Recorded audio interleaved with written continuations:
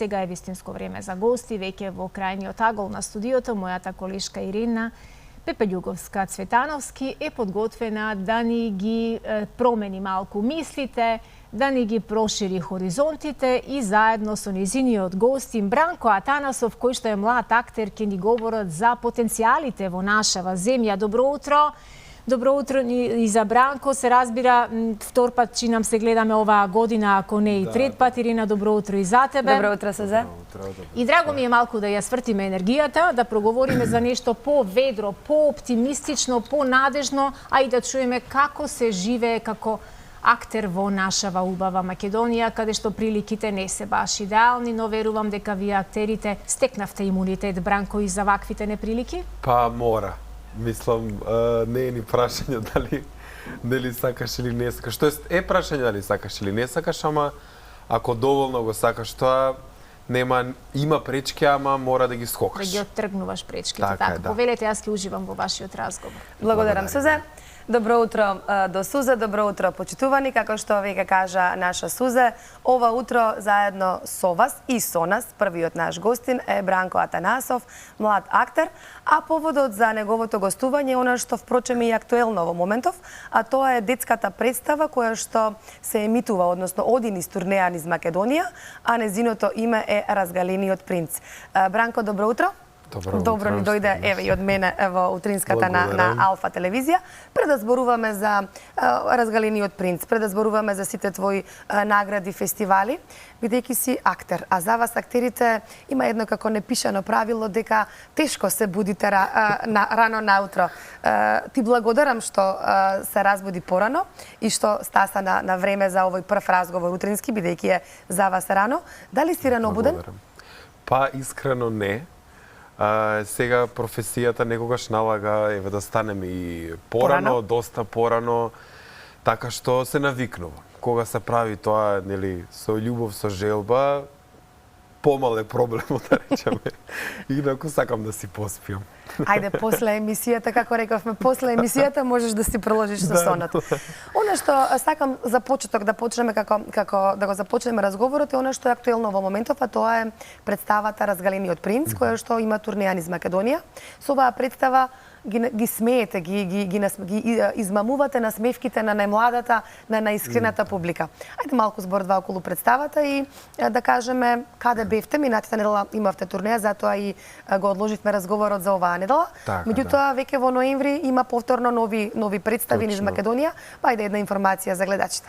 Па да, Разгалениот принц е една детска комедија, која што моментално играме низ Македонија.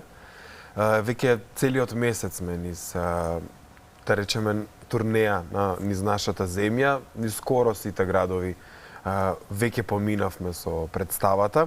Сега го продолжува турнејата и во ноември сега овој месец. Се работи за една детска представа која што е многу важна за децата, бидејќи опфаќаме темата на правата и обврските на децата. Значи едукативна. Така, точно. Пред се е едукативна. Важно е да се напомене и интерактивна. Децата имаат, да речеме, една пасивно-активна улога во текот на целата представа и тие одлучуваат за некои промени што се случува во представата, како ќе тече целото дејствие. Така што една навистина многу интересна, поучна, интерактивна представа за децата, која што треба да ја погледнат и покрај тоа што ќе уживаат и ќе научат нешто повеќе. Да споменеме дел од актерите покрај Да, со мене заедно играат и Магдалена Ризова Черних, Сашо Ристовски. Ние сме дел од театар Хит, кој што започнуваме сега со оваа детска представа, а за скоро ќе се случи новогодишната представа Далматинко и Дедо Мраз. Таа е значи она традиционално за нова година, кога се разубавува тој период на дечињата. Каде настапувате? По театри, во градинки? Да, културни домови, театри, во градинки, школи. Постои интерес, така, за овој тип на представи од најмладите. Покрај оваа детска представа, Разгалениот принц, се нешто друго работиш во моментов, кои се останатите представи кои што во моментов ги играш? Да, моментално играм во Драмскиот театар Скопје со представата Кафески кокони.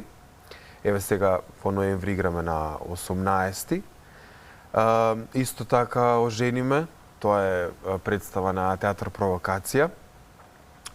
И во Обвинителка, тоа е исто така комедија од страна на театар Хит. Таму сме исто со Саша Ристовски, Магдалена Резова и Лидија Вукичевич. Да, ке споменеме понатаму за таа соработка. Како млад актер досега имаш учествувано на повеќе фестивали, освојувано поголем број на награди. Јас не успеав да ги запамтам сите, бидејќи не се малце.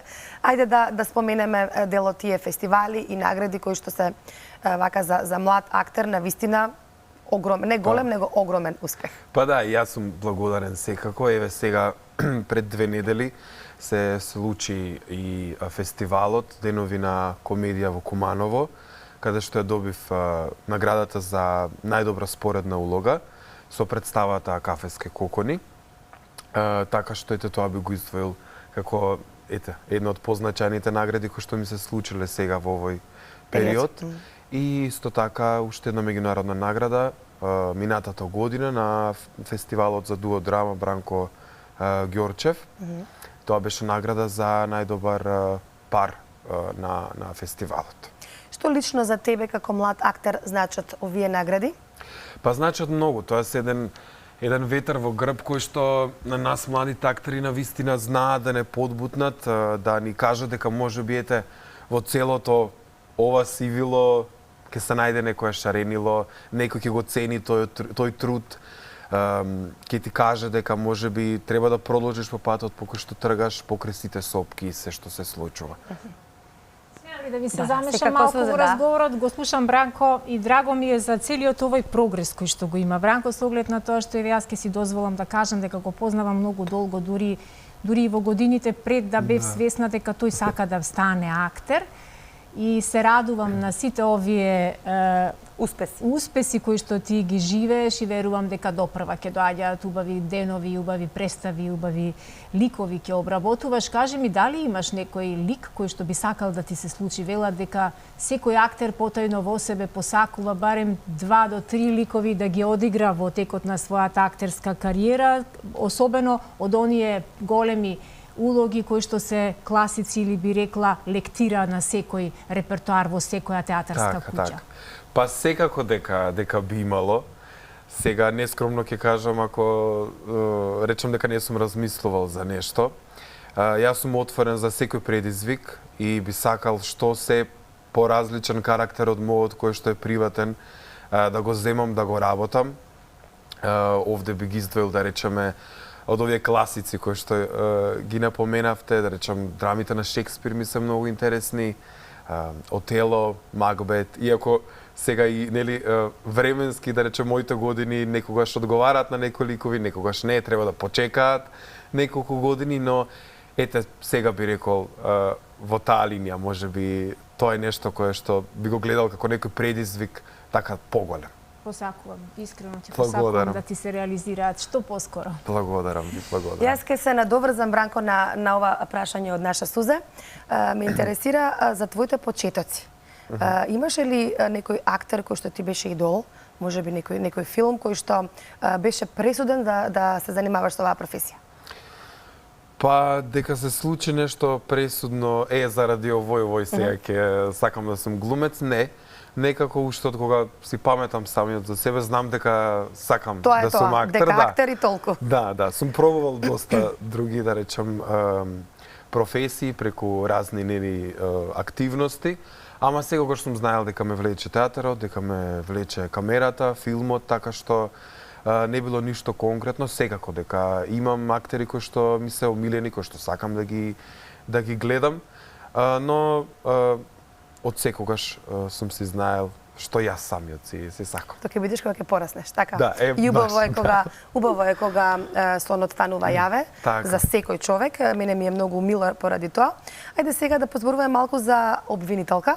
Овдека си на сцена со познатата од поранешните југословенски простори, познатата актерка Лидија Вукичевич. Како дојде до оваа соработка и како е да се дели сцената со една актерка од овој калибар, да кажам, на вистина и талентирана, и преубава, има искуство. Како беше да се соработува со незе? Односно се уште соработувате, представата се уште да, иде. представата си тече, ја играме. Навистина едно интересно, не секојдневно искуство. Јас се вклучив малку подоцна во екипата. Представата веќе беше пред скоро една година. Веќе ја доживеа својата премиера и својата турнеја низ Македонија. Јас се приклучив пред неколку месеци со првата изведба во Скопје, во МОП.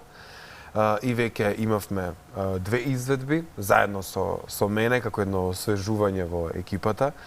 Лидија и целата екипа навистина се едни актери кои што сакаат да е подобро за сите, да направиме еден многу подобар производ и едно навистина уживање да се работи со нив. И секако многу се учи од Бранко, се враќа ли полека публиката во театрите, поготово младите?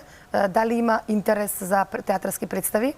Па има интерес, само што секако дека таа целна група можеби сега малце од мојата генерација, да речем дека поретко ги гледам во театар. Како публика?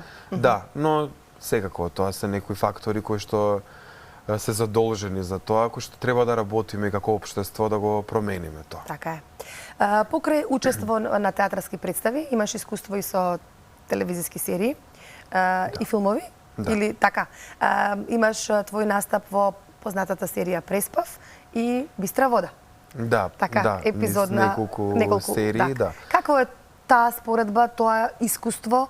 Различно е, претпоставувам, да се глуми во серија, во филм, Точно, да. отколку во представа. Што е за тебе поголем предизвик? Каде повеќе се наоѓаш? Па не би можел да издвојам дали пред камера или во театар. Тоа е пак нешто посебно, поразлично едно од друго, уживам и во двете. Начинот пристапот на играта е различен, така што ги сакам и двете, уживам во двете, предизвикот е поинаков и не ми можел сега да речам ова повеќе ми се допаѓа. Да, јас сакам да го прашам уште нешто Бранко. Иначе, дали мислиш дека треба да имаш доволно години за да можеш да одиграш улога на некој зрел, искусен човек, да не речам старец, бидејќи јас не прифаќам категорија на млади и стари, туку прифаќам само категорија на мудри и искусни луѓе во животот. И дали може би актерството не ви дава за право на сите вие кои што сте во оваа професија да вечно да го зачувате живо детето во вас? Па детето треба да се зачувува, бидејќи тоа е двигателот кој што движи да се случува се и сцената да изгледа таква каква што е. Да го сватиш животот како една игра, како една така. игра навлегувајќи во туги животи, туги судбини, секакви професии, да. Да, бидејќи тоа не одржува на самата сцена. Секако искуството е многу важно за одредени улоги, самите години и самиот физикус се. Играш само млади ликови сега за сега? Да, сега за сега секако во, да речем, на академија додека бев се случуваше да имаме и предизвици да играм и постери ликови, ми текнува Чехов кога го играв лик од 90 години. Ама сепак тоа е нешто кое што бара малку повеќе искуство. Да, точно. На професионални сцени тоа треба и да изгледа така. Сега секако има голем спектар на актери кои што би можеле да го доловат сето тоа. Одлично, ти благодарам. Мене овде исто ќе се надоврзам на прашањето на Суза, ме интересира колку е важна интеракцијата со публиката кога си на театар. Ајде веќе серија и филм е нешто сосема друго, а овде кога играш на театар, што е она што те, да кажам, што те провоцира кај публиката? Па театарот е жива материја, значи секоја представа, секоја изведба е поинаква различна од другата, баш заради тоа што се случува сега во моментот пред одредена публика која што тоа ќе го види само еднаш во животот.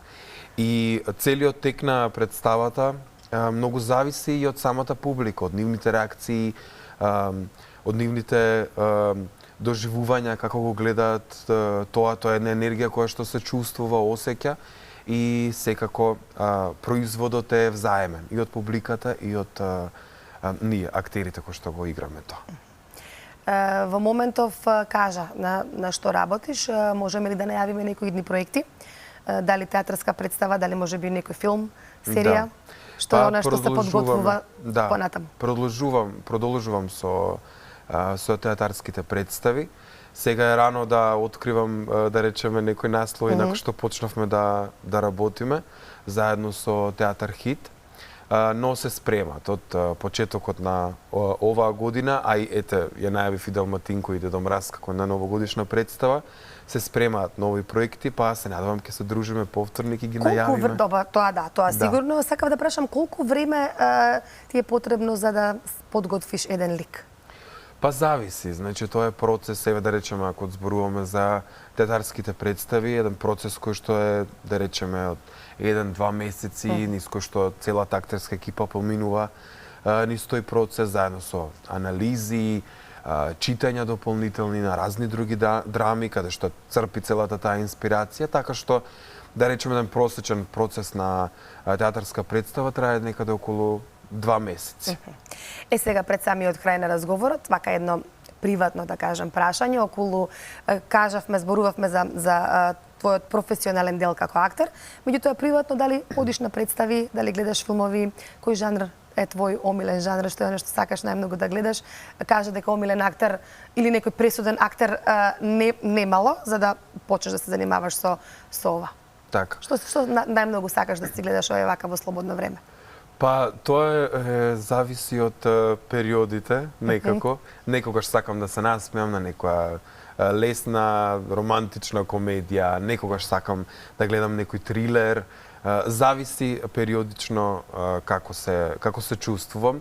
Театри посетувам секако често, бидејќи сакам да сум во тек со актуелните представи низ нашата земја, да ги гледам моите колеги, така што секако препорачувам и на нашата публика која што сега не гледа, да оди во театар, покрај тоа што ете, некогаш знае да не расположи со добра комедија, имаме одлични драми, низ и скопските театри, а низ другите, кои што може на вистина да ја почувствувам и таа катарза која што не се случува, така што на вистина е неопходна и за нас младите. Така е. Бранко, благодарам ова утро што беше дел од Добро утро секој утро. Посакувам многу успех во се што работиш понатаму. Ти си млад актер, животот е пред тебе. Секако ќе се видиме и ќе ја најавиме представата која што ќе следи за околу новогодишните празници. Благодарам за учеството. Суза, ние тука завршуваме. Ако имаш уште некое прашање? Па во некоја следна прилика, еве можеби во текот на тие последни денови, кога ќе ја најавиме новогодишната представа, повторно ќе си поразговараме. Јас многу се радувам на се што ти предстои во периодот и ти посакувам искрено многу среќа во секој следен предизвик.